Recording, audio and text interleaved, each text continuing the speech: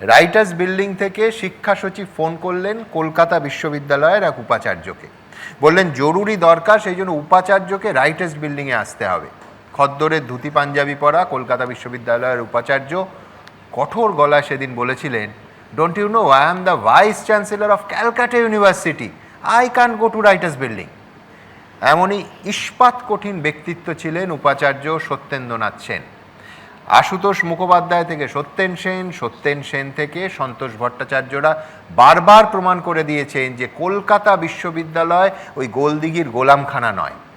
খুব অল্প সময় তার পদে থেকেও পরের বক্তা প্রমাণ করে দিয়েছেন যে শিরদাঁড়ার জোরে তিনি ওই কিংবদন্তি উপাচার্যদের যোগ্য উত্তরসূরি।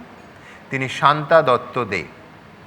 সাম্প্রতিককালে প্রাক্তন শিক্ষামন্ত্রীর হুঁশিয়ারিতে তিনি কর্ণপাত করেননি, শাসক দলের গুন্ডা বাহিনীর সামনে মাথা ঝোঁকাননি, তৃণমূল ছাত্র পরিষদের প্রতিষ্ঠা দিবসের দিনে পরীক্ষা বাতিলের অন্যায় দাবিকে তিনি যুক্তি দিয়ে খণ্ডন করেছেন, নির্ধারিত দিনে যথাসময়ে সুষ্ঠুভাবে পরীক্ষা নিয়েছেন। আবার কসবা ল কলেজের নির্যাতিতার পরীক্ষা নেওয়ার জন্য বিশেষ ব্যবস্থা করে দিয়েছেন, বুঝিয়ে দিয়েছেন যে তিনি ছাত্রছাত্রীদের জন্য সব ছাড়তে রাজি আছেন, কিন্তু শাসক দলের চোখ রাঙানির ভয়ে 1 ইঞ্চি জমিও তিনি ছাড়বেন না। আমার পরের বক্তা কলকাতা বিশ্ববিদ্যালয়ের প্রাক্তন অন্তর্বর্তী উপাচার্য শান্তা দত্তদের কাছ থেকে এই সরকারের কাছে তার কি প্রত্যাশা সেটাও শুনে নেব। একটা মজার বিষয়, বেশ কয়েক দফা দেখতে পাচ্ছি যে সুমন কোন এক রহস্যজনক কারণে আমাকে একদম শেষ বক্তা রাখে। তবে শেষ বক্তা হওয়ার কতগুলো সুবিধে আছে। সেটা 1 নম্বর হলো যে শ্রোতারা শুনতে শুনতে খুব ক্লান্ত হয়ে পড়ে হাই উঠতে থাকে সবার, সুতরাং খুব অল্প স্বল্প বললেও খুব একটা অসুবিধে হয় না। আর দ্বিতীয়ত, যদি বা একটু বেশিও বলি, যদি বা, তাহলে ওই শেষ বক্তার কথাগুলো কিন্তু রেশ থেকে যায়। আমি জানি না সুমন কোন বুদ্ধিতে সবসময় আমাকে শেষ বক্তা করে, যাই হোক, অভিযোগ নেই। তো যে কথাটা বলবো সেটা হচ্ছে যে এবারের ইলেকশনের রেজাল্টের পরে এই নখদন্ত বার করা সরকারের পতন দেখে আশার আলো তো অবশ্যই আমারও জেগেছে, সবার মতো। তা মনে একটু আনন্দ, ফুরফুরে বাতাস। ঠিক তেমনই সময় একটা দুঃসংবাদ মনকে কেমন যেন ভারাক্রান্ত করে দিয়েছে। আর সেই ভারাক্রান্ত একটা মন নিয়ে এই এবিপি আনন্দের সভায় মনের আনন্দে আসাটা একটু বিঘ্ন ঘটেছে। সেটা হলো অনীক দত্ত, যার শেষকৃত্য সেরে রুদ্রনীল এখানে এসে বসেছে আজ। অনীক দত্ত, সত্যজিৎ রায়, তার আগে ঋত্বিক ঘটক, মৃণাল সেন এবং তার পরবর্তীকালে আমার কাছে, আমার মনে হয় আরও অনেকের কাছেই, একটা অত্যন্ত মেধাবী, ট্যালেন্টেড একজন চিত্র পরিচালক, যিনি স্পর্ধায় মাথা তুলে অনেক সিনেমা করেছিলেন। হাস্যরসের শ্লেষাত্মক আবরণে রাজনৈতিক বক্তব্য রেখেছিলেন, বিগত সরকারকে নানাভাবে আক্রমণ করেছিলেন। আর সেই অপরাধে তাকে প্রতিনিয়ত বাধার সম্মুখীন হতে হয়েছিল। তার অনেক সিনেমা থেকে যাবে চিরকাল মানুষের মনে, আমাদের সবার মনে অনীক দত্ত বেঁচে থাকবেন। কিন্তু তাকে যে তিল তিল করে কষ্ট দেওয়া, যেটা পাপিয়া অধিকারী বলেছেন, তার অনেক সিনেমা মুক্তি পেতে পারেনি, অনেক কষ্ট পেতে হয়েছে মুক্তির জন্য। একটা তো যদুবাবুর নাতনি বলে একটি সিনেমা তো মুক্তিই পায়নি, নন্দনে স্থান পায়নি, যেখানে আজ তার মরদেহ সাহিত্য ছিল। তো এই তিল তিল করে কষ্ট দেওয়া ওরকম ট্যালেন্টেড একজন চিত্র পরিচালককে কত লড়বে? লড়তে লড়তে কোনো সময় হয়তো বা তার মন ভেঙে যেতে পারে। তিনি কি আত্মহত্যা করেছেন? আমরা জানি না। তাকে কি হত্যা করা হয়েছে? আমরা তাও জানি না। কিন্তু এটা জানি যে এই সামগ্রিক অবস্থার জন্য দায়ী কিন্তু একটা অত্যন্ত দুর্নীতিপরায়ণ এবং দুর্বিনীত শাসক, যার অত্যাচার তাকে তিল তিল করে একটা অবসাদের জায়গায় নিয়ে গেছে। আমি বলতে বাধ্য, সবাই তো শেষ পর্যন্ত এতটা লড়াই করে উঠতে পারে না। আমরা হারিয়েছি এই দুর্বিনীত শাসক এবং এই দুর্নীতিপরায়ণ সমাজের জন্য অত্যন্ত মূল্যবান একজন মানুষকে আমরা হারিয়েছি।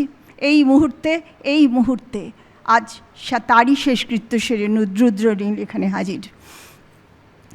আমিও একইভাবে তার থেকে অনেকই সামান্য গুণাবলীর দিক থেকে তুলনাই হয় না, কিন্তু একজন শিক্ষাবিদ, আদ্যান্ত স্বাধীন শিক্ষাবিদ, মাথা উঁচু করে ছাত্র দরদি মানসিকতা নিয়ে কলকাতা বিশ্ববিদ্যালয়ের উপাচার্যের চেয়ারে বসার পরে সমাজটার আর এই দুর্বিনীত শাসকের দুর্নীতির ছবিটা আমার কাছে এত প্রকট এবং পরিষ্কার হয়ে যেতে লাগলো যে লড়াই শুরু হয়ে গেল। এবং আমি সেদিনই প্রতিজ্ঞা করেছিলাম আশুতোষ মুখার্জির ছবির দিকে তাকিয়ে, যে চেয়ারে আপনি বসেছিলেন, যে লিগাসি আপনি বহন করেছিলেন, ব্রিটিশের উদ্দেশ্যে কড়া ভাষায় বলে দিতে পেরেছিলেন যে তোমাদের চোখ রাঙানিকে মানি না, 1 টাকাও মাইনে নেব না। সেই চেয়ারের মর্যাদা রাখতে গেলে আমাকেও কিন্তু এমনই শক্ত মেরুদণ্ড নিয়েই বসতে হবে, কারণ আমার উপরেও অনেক অত্যাচার আসবে। ঠিক তাই শুরু হয়ে গেল প্রথম দিন থেকেই। ঘরে এসে তৃণমূল ছাত্র পরিষদের অত্যাচার, ওয়েবকোপা নামক একটা শিক্ষক সংগঠনের অত্যাচার, সমস্ত রকম অত্যাচারকে আমি অত্যন্ত শান্ত মাথায় হাসি মুখে সম্পূর্ণ তাদেরই বুমেরাং করে ফেরত দিতে পেরেছিলাম। তারপর এলো আবার নতুন প্রক্রিয়ায় পরীক্ষা পিছনোর জন্য চাপ। তৃণমূল ছাত্র পরিষদের প্রতিষ্ঠা দিবস আদৌ তাদেরই প্রতিষ্ঠা দিবসই নয়, ওটা কংগ্রেসের ছাত্র পরিষদের প্রতিষ্ঠা দিবস। যাই হোক, সেই প্রতিষ্ঠা দিবসের পরীক্ষা পিছনোর জন্য নীলবাতির গাড়ি চেপে বড় বড় বিকাশ ভবনের সব বড় বড় আমলারা সিন্ডিকেট রুমে এসে বসেন এবং জোরালো চাপ সৃষ্টি করেন যাতে পরীক্ষাটা পিছিয়ে দিই।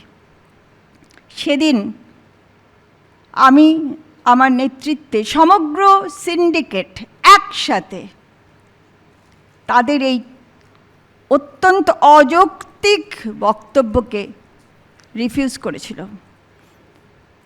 এবং ওই সিন্ডিকেটেই ওই আমলারা বলেছিলেন যে মমতা ব্যানার্জির এই অনুরোধটা যেন আমরা রাখি, ওখানেই বলেছিলেন।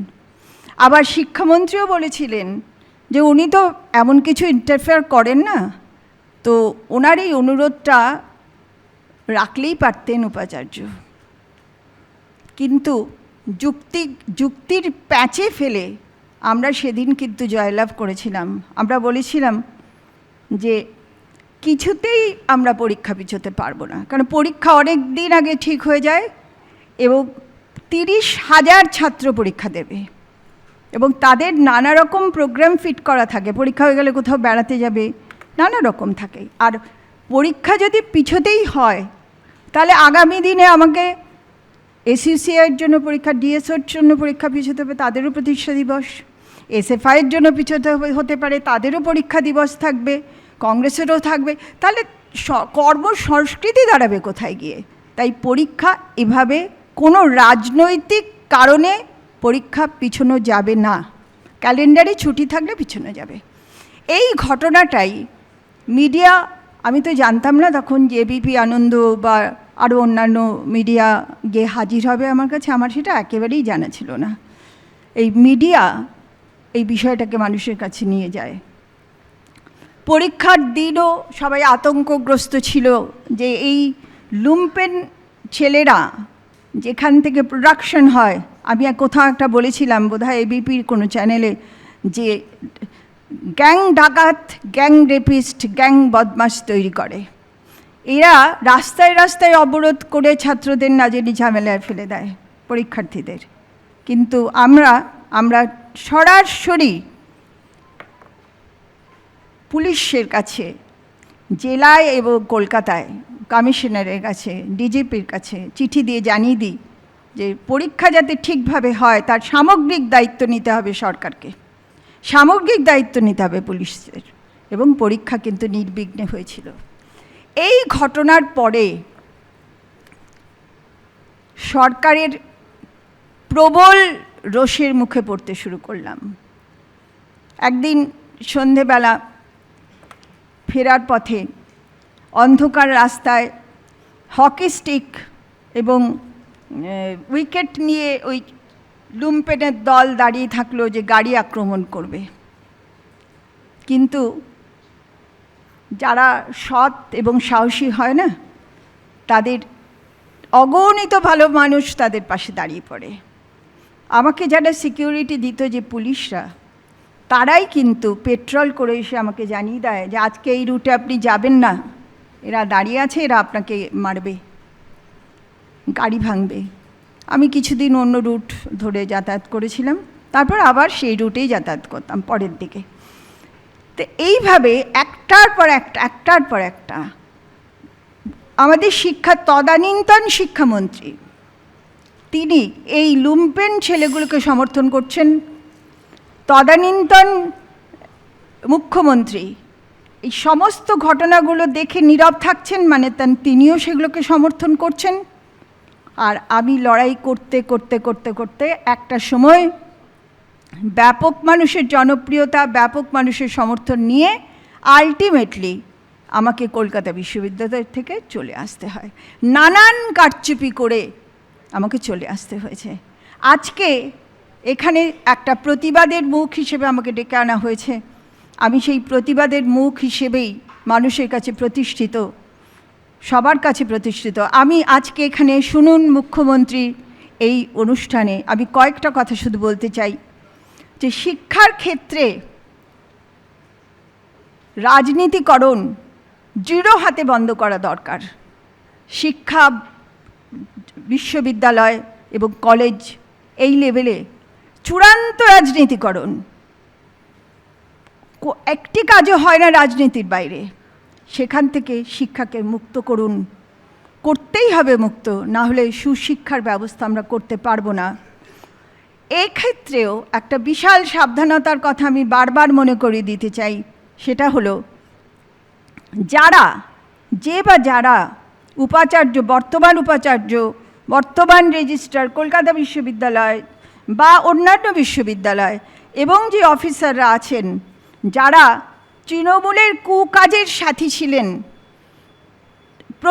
প্রতিনিয়ত সেই কুকাজগুলো করে গেছেন আমি চলে আসার পরে, তারা মুহূর্তের মধ্যে শ্যামাপ্রসাদের গলায় মালা পরাচ্ছেন, মুহূর্তের মধ্যে বিজেপি হয়ে যাওয়ার জন্য বিজেপির নেতাদের সঙ্গে যোগাযোগ করার চেষ্টা করছেন।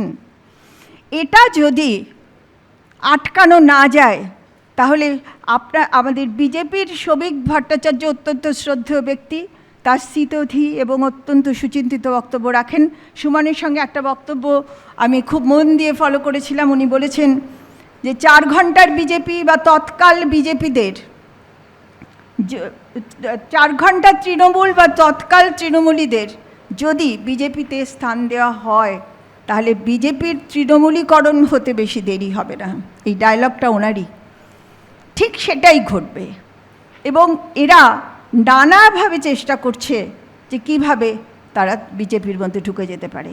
খুব সাবধান হতে হবে এই ব্যাপারে, যে স্রোতের মতো মানুষ কিন্তু যে মুহূর্তে তৃণমূল হেরেছে সেই মুহূর্তে তৃণমূল ছেড়ে বিজেপিতে স্থান নেওয়ার চেষ্টা করছে। আর এরাই কিন্তু তৃণমূলের সরকারের ভুল নীতিগুলোকে প্রয়োগে ব্যাপকভাবে সাহায্য করেছে, প্রতিনিয়ত সাহায্য করেছে।